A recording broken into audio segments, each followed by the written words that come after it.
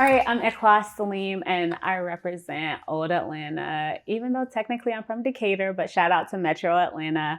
If y'all are from Atlanta, y'all know it's a lot of New Atlanta happening. And I actually kind of even work for a New Atlanta organization.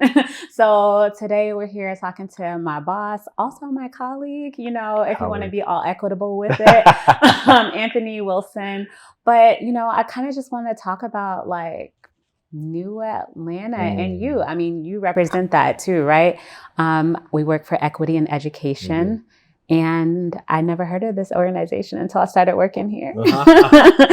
So tell me, about equity in education. What is it? I think a lot of people have that question. Yeah. Well, thank you, colleague. Equity in education, we started in December 2020 with one belief that every kid should have someone who really believes in equity representing them on the school board.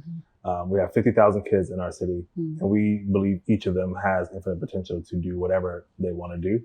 They should have a high quality school in walking distance of their home, and we can achieve that if we align all of our resources to do that. So we were started in December 2020 to solve that problem, making sure that kids had champions for equity representing them on the school board, and that they had aligned policies to make sure that they were going to be able to read, write, and do arithmetic by the time they leave high school, so they can live choice-filled, beautiful lives.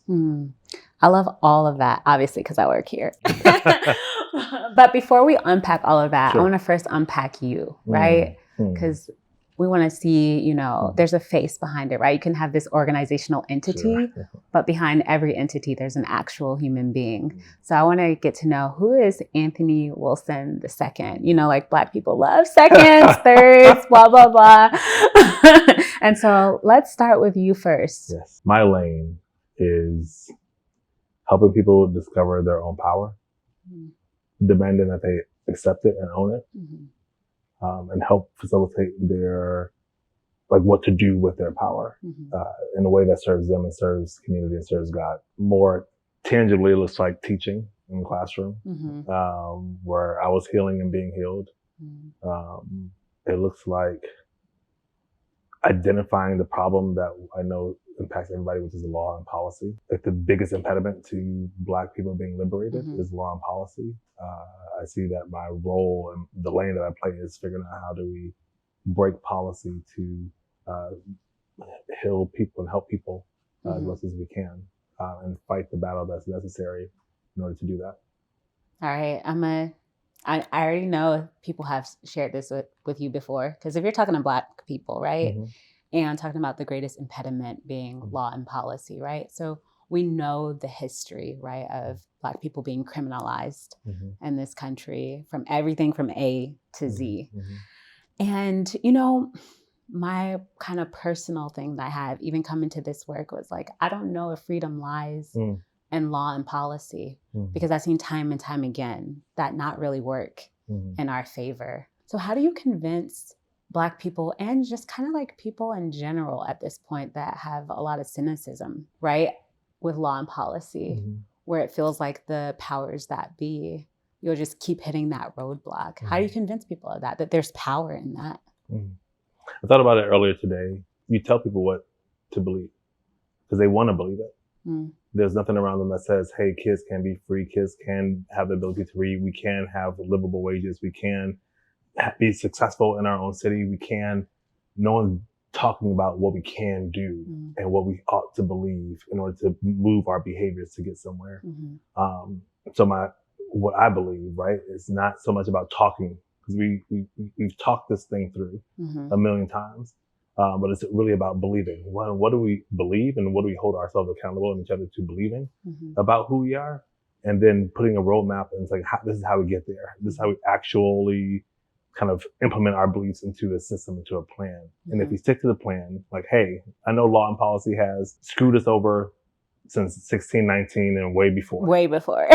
Yeah. Right. But we are here and we're not going anywhere. And it's our responsibility to figure out, how do we make this work for us right now and immediately, and move everything out the way, people included, who are in the way of that eventual progress. And I think voters are tired, and people are tired of the same fight, the same conversations about we shall love. We were tired of that conversation when the actual solution, what part of it is in how we write, how we live with each other, right? And so when we think about people's ability to do anything in this city, we're talking about kids can't leave their neighborhoods because they can't read signs, right? So if you live in a city where less than 10% of the black kids can read on grade level, and we know that in our neighborhoods only 4.5% of people who grew up in poverty will make it out of poverty, you're sentencing poor black kids to a life of poverty, right? Which when you talk about criminalization, if you are forced to live in a state of poverty in your hometown, and there's no systems and services to support you as an adult,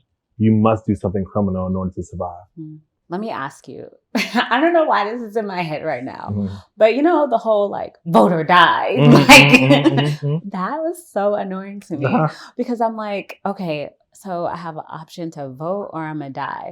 What's your thoughts on that, right? Because we have elections coming up this November for school board, right? And here in Atlanta. Do you think it's vote or die? For our kids, yes. Tell me more. We all see our kids, if we choose to see them, who are on our streets selling water to survive. The number one city in the country, by many accounts, right? And when they're putting themselves in such a harm's way in order to survive, and we find them to be a nuisance for trying to survive, we don't bend or break any laws. The arc of justice isn't bending right now towards our children who are on these streets, right? And so when they have to do things to survive, just like every other adult trying to do something to survive, and we have the power to do something about it, which is voting, it's 5 minutes of your time. So for this year, it's only 2 or 3 things on the ballot, right? So each voter will only have 2 or 3 votes. That would take 5 minutes of your time to do something that, even if you don't believe in it, even if you don't believe in it, try it.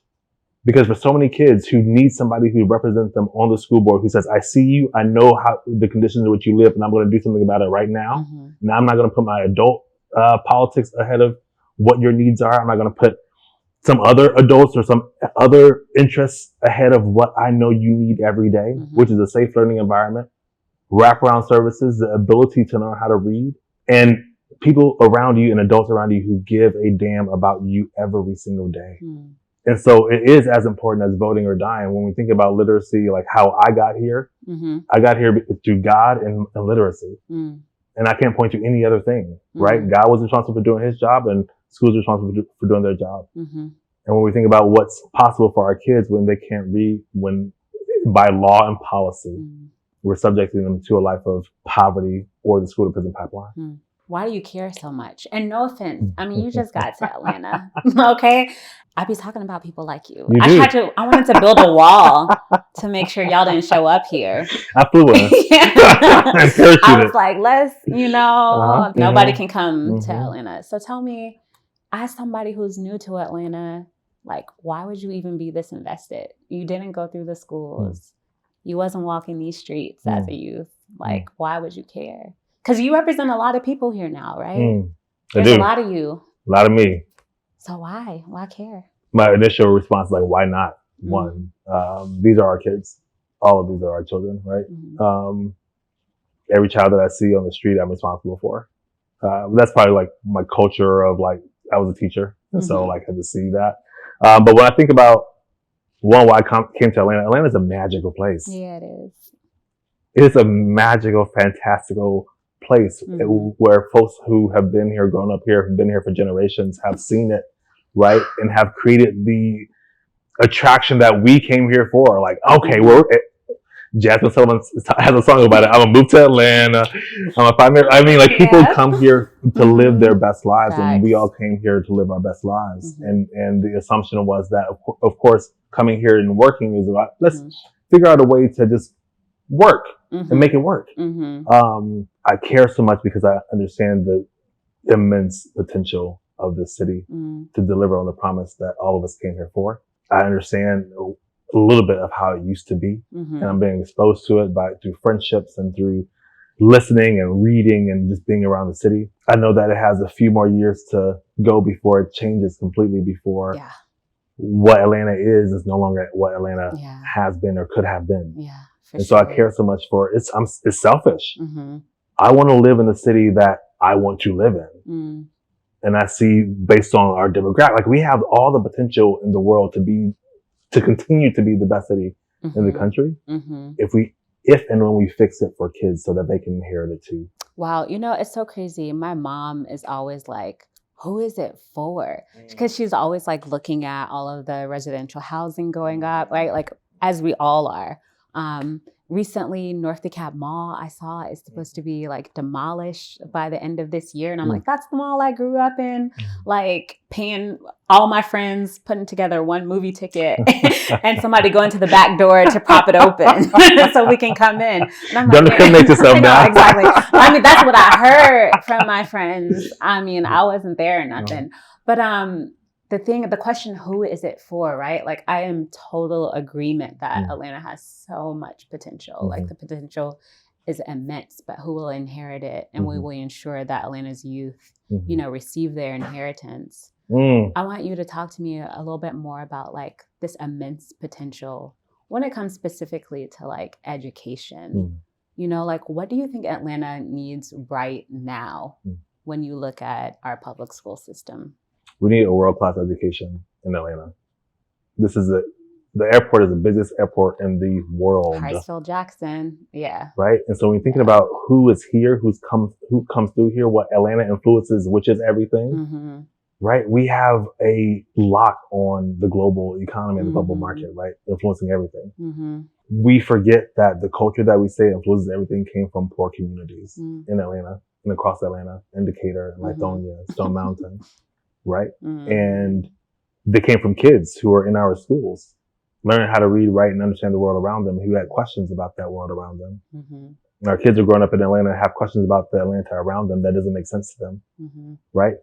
But we have left the time where we have enough community, village around to say, hey, we're going to support you to figure out what this thing that you're doing, your artistic stuff or whatever. We're losing the village around kids that will help them become their best selves.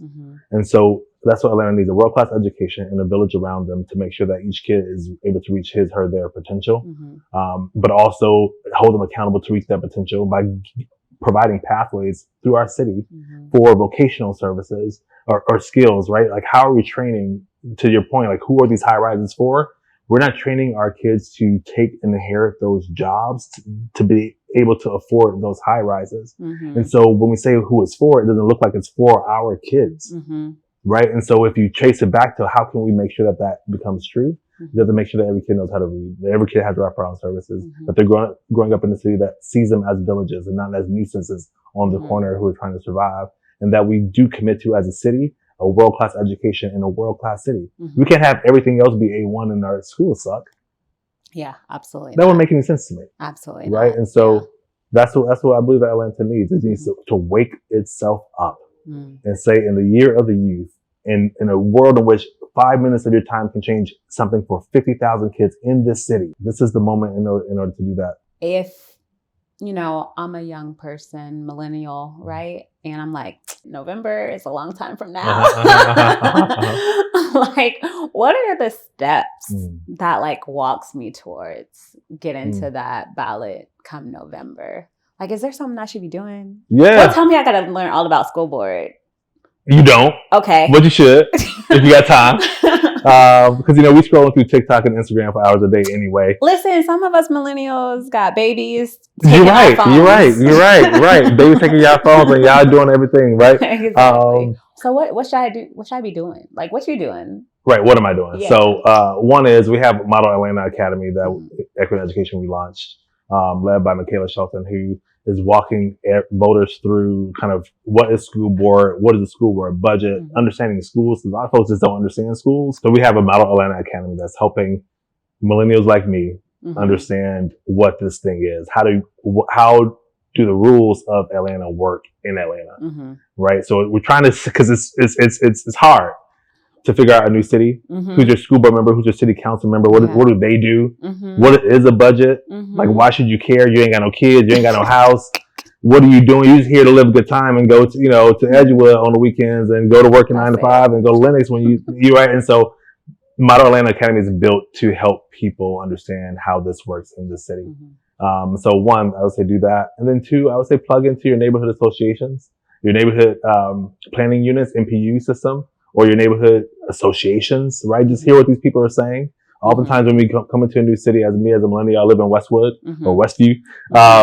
And I joined my neighborhood association, my NPU, because I'm like, what are our elders saying? That's where our elders are, who've been on my street for 30, 40 years, right? So understanding what has happened in my city, what's happening on my street for the past 40 years, and really getting into the culture of Atlanta from an experiential space. So I'll say those two things. That sounds like a doable start. I think that's certainly possible. So in our conversation, you threw a lot of things out there, and I'm thinking like, what can I do today? You know, what can I do today for Atlanta's babies? You know, why wait for November when there's something I can do today? Obviously, I'm gonna go cast my ballot November, but like, you better. Yeah, I mean, I work here, so I got to. But like, you know, what can I do today? Well, I believe that we can do something about it, right? So oftentimes we feel as though we can't do anything about the problem. It's too big, but there are certain things that we can do about this problem to solve it this year, right? One, you can run. If you really want to see change and believe that you have the ability to legislate and govern with equity, run for school board. Two, vote for school board. Equity Education has done the work for folks, the data analysis, the school analysis. Come to our website, understand what we're talking about, right? We are an unbiased organization that's only on the side of kids. Vote school board. Come to our website at equityatl.org to find out all the information that you need to be an informed citizen. And then last, stop making excuses.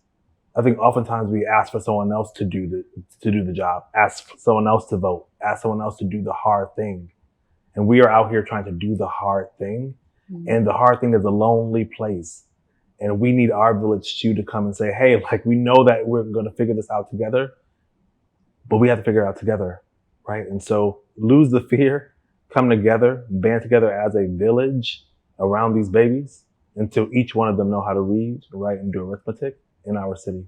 So listen, we know that you care, but we know oftentimes you don't know how to care, the resources, who to trust. But you have power to do something about it this year. Go to equityatl.org, find out all the information that you need to be an informed citizen. This year we have an incredible shot to take at that ballot box. I'm asking each of you to do something about what you can do something about. This year, the ballot is for kids. Cast it, don't waste it. New Atlanta, old Atlanta, one Atlanta. Yo, I'm feeling it though. No, seriously, one Atlanta. I think that's what we need more than ever. We need unity. That's it. I think, you know, with unity, everything and anything is possible. And especially when it's about the babies. Yep. Yeah. With unity, we can achieve equity. For sure.